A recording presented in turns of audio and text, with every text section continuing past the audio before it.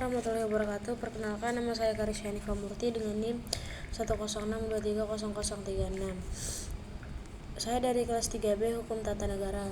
Video ini saya buat untuk memenuhi tugas UTS Filsafat Hukum Islam. Di sini saya akan menjelaskan dua materi. Yang pertama ada materi Al-Quran sebagai sumber hukum Islam, dan materi yang kedua ada As-Sunnah sebagai sumber hukum Islam. Di sini saya akan menjelaskan materi tentang Al-Quran sebagai sumber hukum Islam. Sumber hukum adalah dasar dari mana aturan-aturan atau hukum-hukum diturunkan. Dalam Islam, sumber hukum tidak hanya berfungsi sebagai landasan bagi pembuatan hukum,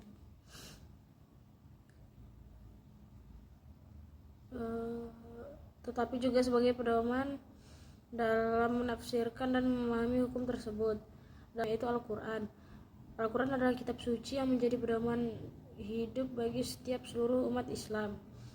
Al-Quran adalah sumber utama dalam hukum Islam yang mengandung petunjuk dan aturan Allah Subhanahu wa Ta'ala bagi umat manusia. Di dalamnya terdapat hukum-hukum yang berkaitan dengan ibadah, muamalah, pidana, perdata, serta hubungan antar manusia. Hukum dalam Al-Quran diklasifikasikan menjadi dua.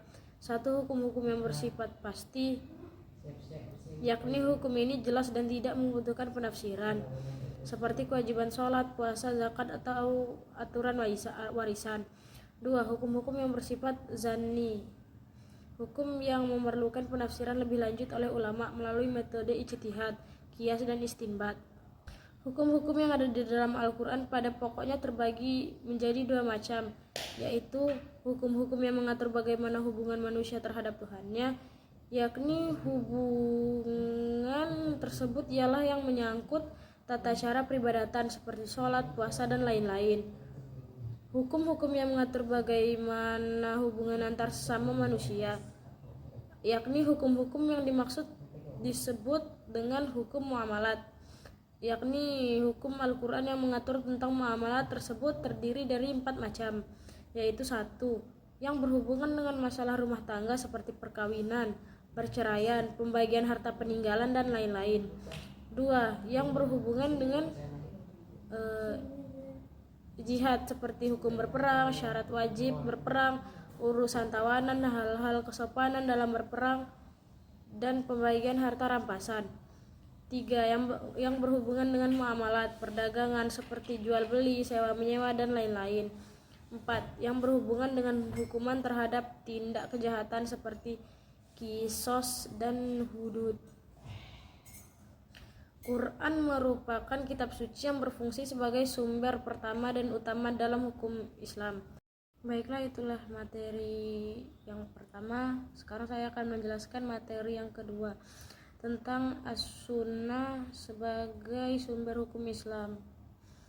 Definisi As-Sunnah. As-Sunnah secara etimologis berasal dari kata sana, yang berarti jalan atau tradisi. Dalam konteks hukum Islam, As-Sunnah merujuk kepada segala tindakan, ucapan, dan persetujuan Nabi Muhammad yang dijadikan pedoman bagi umat Islam sebagai sumber hukum kedua setelah Al-Quran. As-Sunnah memiliki posisi yang sangat penting dalam mengatur berbagai aspek kehidupan umat Islam. Secara terminologis, As-Sunnah diartikan sebagai segala sesuatu yang disandarkan kepada Nabi Muhammad, baik berupa perkataan, perbuatan, maupun persetujuan beliau, yang menunjukkan ketetapan atau petunjuk hukum tertentu. As-Sunnah berfungsi untuk menjelaskan, menguraikan, dan mengimplementasikan ajaran Al-Quran dalam kehidupan sehari-hari. As-Sunnah tidak hanya mengandung aspek ritual, tapi juga mencakup dimensi sosial, ekonomi, dan politik. Sekian video dari saya minta maaf jika ada kata yang salah. Saya akhiri. Wassalamualaikum warahmatullahi wabarakatuh.